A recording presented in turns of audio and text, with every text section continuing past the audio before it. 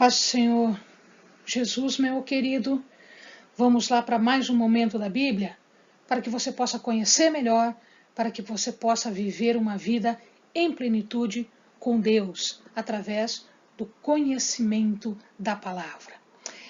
Meus amados, hoje nós vamos falar sobre o Êxodo. Então nós vimos que José é morto e que o povo ficou cativo no Egito. Então nós paramos nessa situação. E agora, o que vai acontecer? Agora Deus não vai permitir que isso aconteça. Então, os próximos acontecimentos são a partida do povo. Então, êxodo quer dizer saída, quer dizer partida. Então, eu estou saindo de um lugar e indo para outro lugar. Estou saindo da onde? Estou saindo do Egito, do cativeiro do Egito. Eles ficaram anos sofrendo, os egípcios, sofrendo sob o poder de Faraó. E Deus não estava satisfeito com isso, ele estava vendo o seu povo sofrer, ele estava vendo o choro, as lágrimas do seu povo, e ele tomou uma providência. Qual a providência que ele tomou? Ele levantou alguém. Ele levantou um personagem de nome Moisés. Moisés tinha um irmão de nome Arão e uma irmã de nome Miriam. Então, nós vamos observar agora que Moisés foi à frente desta libertação do povo. No começo ele meio que não quis fazer isso, mas de qualquer maneira, num certo momento, ele passou a exercer a missão que lhe havia sido dada, por mais difícil que ela fosse. Moisés e Arão. Arão, portanto, ele está aqui como o sumo sacerdote, como o supremo sacerdote, o primeiro sacerdote, e depois nós vamos ver todo o desenvolvimento desta linhagem, tá? Através dos livros do Êxodo, de Números, Levítico e Deuteronômio. E um outro personagem é o próprio Faraó, que sofreu bastante e que teve que se vergar ao poder de Deus. Ele só fez isso porque Deus mostrou o seu poder. Então, nós temos aqui o esboço, ele é formado destas partes aqui que nós colocamos para vocês. Então, nós temos um primeiro momento a escravidão, que o Senhor se condoeu, o coração de Deus se doeu pelo povo, e ele trouxe uma solução. Qual foi a solução? Ele levantou Moisés. E Moisés, então, recebe esta incumbência, esta missão, e ele faz esta aliança com Yahvé, aquele que é. Então, em nome de um Deus específico e exclusivo agora, Moisés começa a agir para libertar o povo de Deus. Não foi fácil. Ele precisou lançar mão de todo o poder que Deus estava lhe dando. E isso ficou evidente em todas as pragas que o Egito teve que passar, porque ele não se vergava, ele não admitia o poder de Deus, até chegar um momento em que não deu mais para eles. Eles perceberam que o poder de Deus era um poder real, era um poder enorme, era um poder que não dava para discutir. E aí aconteceu a libertação. Essa libertação se deu, o povo foi em direção à terra prometida, Canaã, a terra prometida, mas pelo caminho eles acabaram se perdendo, e eles acabaram, quando eu digo se perdendo, não que eles perderam o caminho, que eles não sabiam onde é que eles estavam indo, eles sabiam exatamente onde eles estavam indo, o que eles não sabiam era se comportar, era obedecer, então eles se perderam na obediência, na verdade eles foram rebeldes e desobedientes, e por que foram rebeldes e desobedientes? Uma caminhada de 40 dias durou 40 anos, Durante esta caminhada, Deus lhes deu uma série de regras. E entre elas, talvez a mais conhecida, é o Decálogo, ou os 10 mandamentos, também chamado de as tábuas da lei. Então nós temos aqui os 10 mandamentos. E também, durante esta primeira caminhada, ele explicou como é que deveria ser criado o local de culto e de reverência a Deus, onde Deus iria manifestar a sua presença. E isto ficou conhecido como o tabernáculo. E nesse tabernáculo, o povo percebe pela primeira vez toda a glória de Deus, porque na inauguração do tabernáculo ninguém conseguia ficar de pé, ninguém conseguia andar, ninguém conseguia fazer nada, porque a glória de Deus invadiu o lugar e colocou todo mundo prostrado, né? As pragas do Egito têm uma razão de ser? Tem uma razão muito importante. Tá? Por que Deus escolheu exatamente estas pragas? Isso é interessante, porque o povo egípcio era um povo dado a inúmeros deuses, e eles se recusavam a admitir que o nosso Deus era maior do que qualquer Deus deles, ou que a soma de todos os deuses deles. Então Deus teve que provar que ele realmente era maior. E como é que ele fez isso? Ele afrontou os outros deuses.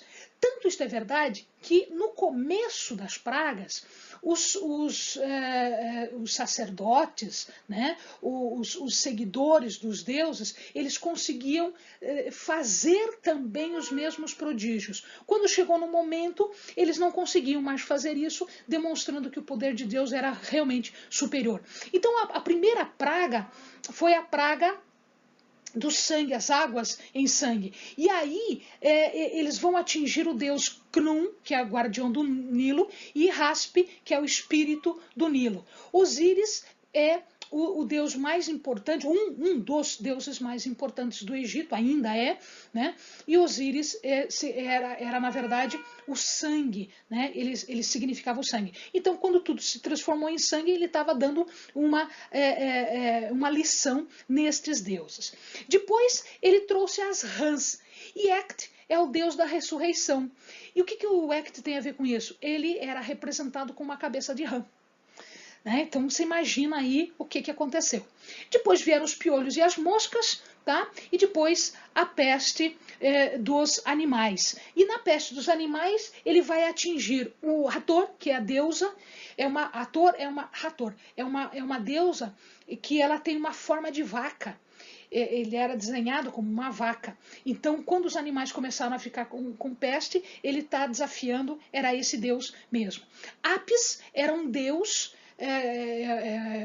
o chamado deus Ptah, que ele significava fertilidade, e ele era representado como um touro, como um boi. Né? E Neves era o touro sagrado deles. Então, quando esses animais começaram a ficar doentes, o que acontecia? Eles entendiam que os próprios deuses estavam sendo atingidos. Depois vieram as úlceras nas pessoas, e aí ele estava atingindo um deus que era chamado Imhotep. Imhotep era o deus da medicina deles, né? Então, para dizer que o deus deles não era grande coisa e que ele não conseguia curar ninguém mesmo, que o poder de Deus era maior. Depois veio o granizo, e o granizo desafiava agora os deuses da natureza, os deuses do céu, da vida. Nut era a deusa do céu, então o granizo estava vindo de lá, né? Ou seja, Deus mandava lá também. Ísis é uma das principais deusas também deles, ainda quer dizer a deusa da vida, né? E o granizo matava tanto os animais quanto as pessoas que eram atingidas pelas pedras de gelo. Tá? O Set, que era o protetor das colheitas, ou seja, estava tudo destruído, estava tudo dominado por Deus. Depois vieram os gafanhotos, e que nos gafanhotos eu também vou encontrar, atingir tanto Ísis quanto Set. Né? Os dois estão sendo atingidos de novo. Depois vieram as trevas. E nas trevas Deus estava desafiando, Deus estava afrontando, Deus estava pondo o dedo na cara do Deus Ra, do Deus Aten, do Deus Atum, do Deus Horus. São todos deuses do sol, ou seja, Deus escurece qualquer outro Deus. E aí, meu querido, quando eles ainda insistiram, eles não estavam enxergando, eles estavam cegos por tudo isso. Deus fez o seguinte: Deus matou os primogênitos. Ele chegou nesse ponto. E aí é constituída a Páscoa, vocês sabem, vocês conhecem a história, né? E o que é que na morte dos primogênitos é atingido?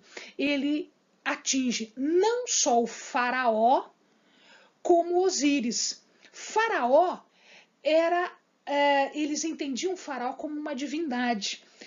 O faraó era também um deus encarnado. Então eles entendiam que o faraó era encarnado. Se o filho do faraó foi atingido, significa que ele não é Deus nada, coisíssima nenhuma. E ele atingia também Osíris, que era o deus da vida, que era o deus doador de tudo. Ou seja, todos os deuses foram afrontados e eles perderam vergonhosamente para o nosso Deus. E aí eles não tiveram outra alternativa a não ser liberar o povo. Aqui você está vendo, meu querido, o trajeto que eles imaginam ser o trajeto da saída do povo de Deus. Tá? Então eles vão sair, né, do centro do poder.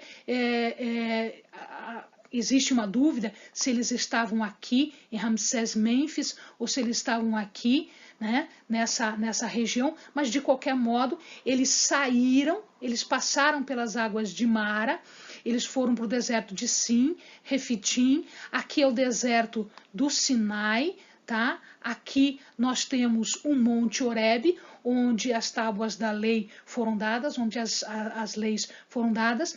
Depois eles subiram isso daqui, né? E fizeram algumas incursões, mas eles tiveram que voltar e depois eles atravessaram por aqui.